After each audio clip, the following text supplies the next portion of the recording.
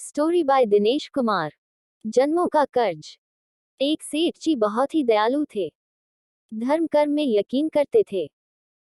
उनके पास जो भी व्यक्ति उधार मांगने आता वे उसे मना नहीं करते थे। सेठ जी मुनीम को बुलाते और जो उधार मांगने वाला व्यक्ति होता उससे पूछते कि भाई, तुम उधार कब लौटाओगे, इस जन्म में या फिर अगले जन्म में। जो लोग ईमानदार होते वो कहते, सेठ जी, हम तो इसी जन्म में आपका कर्ज चुकता कर देंगे। और कुछ लोग जो ज्यादा चालक व बेईमान होते वे कहते, सेठ जी, हम आपका कर्ज अगले जन्म में उतारेंगे। और अपनी चालाकी पर वे मन ही मन खुश होते कि क्या मूर्ख सेठ है, अगले जन्म में उधार वापसी की उम्मीद लगाए बैठा है। ऐसे लोग मुनीम से पहले ही कह देते कि वो अपना कर्ज अगले जन्म में लौटाएंगे और मुनीम भी कभी किसी से कुछ पूछता नहीं था। जो जैसा कह देता मुनीम वैसा ही बही में लिख लेता। एक दिन एक चोर भी सेठ जी के पास उधार मांगने पहुंचा। उसे भी मालूम था कि सेठ अगले जन्म तक के लिए रकम उधार दे देता है। हालांकि उसका मकसद उधार लेने से अधिक सेठ की तिजोरी को देखना था। चोर ने सेठ से कुछ रुपए उधार मांगे। सेठ ने मुनीम को बुलाकर उधार देने को कहा। मुनीम ने चोर से पूछा, भाई, इस जन्म में लौटाओगे या अगले जन्म में। चोर ने कहा, मुनीम जी, मैं यह रकम अगले जन्म में लौटाऊंगा। मुनीम ने तिजोरी खोलकर पैसे उसे दे दिए। चोर ने भी तिजोरी देख ली और तय कर लिया कि इस मूर्ख सेठ की तिजोरी आज रात में उड़ा दूंगा। रात में ही सेठ के घर पहुंच गया और वहीं भैंसों के तबेले में छिपकर सेठ के सोने का इंतजार करने लगा। अचानक चोर ने सुना कि भैंसें आपस में बातें कर रही हैं और वह चोर भैंसों की भाषा ठीक से समझ पा रहा है।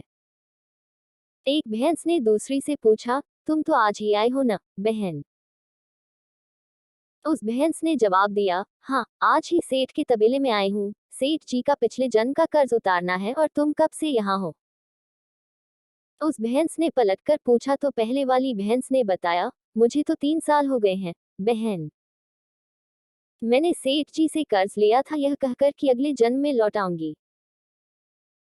सेठ से उधार लेने के बाद जब मेरी मृत्यु हो गई तो मैं भैंस बन गई और सेठ के तबेले में चली आई।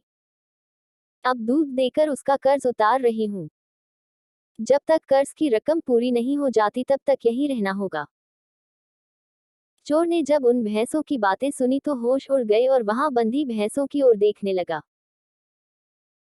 वो समझ गया कि उधार चुकाना ही पड़ता है, चाहे इस जन्म में या फिर अगले जन्म में उसे चुकाना ही होगा। वह उल्टे पांव सेठ के घर की ओर भागा और जो कर्ज उसने लिया था उसे फटाफट मुनीम को लौटाकर रजिस्टर से अपना नाम कटवा लिया। हम सब इस दुनिया में इसलिए आते हैं क्योंकि हमें किसी से लेना होता है तो किसी का देना होता है। इस तरह से प्रत्येक को कुछ न कुछ लेने देने के हिसाब चुकाने होते हैं।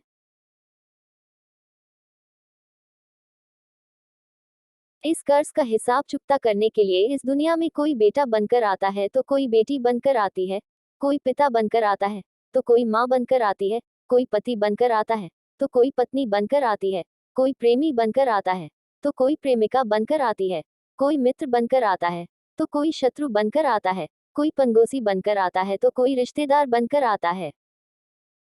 चाहे दैख हो या सुख, हिसाब तो सबको देना ही पड़ता है। यही प्रकृति का नियम है। इस कहानी से मिली शिक्षा को अपने जीवन में जरूर अपनाएं।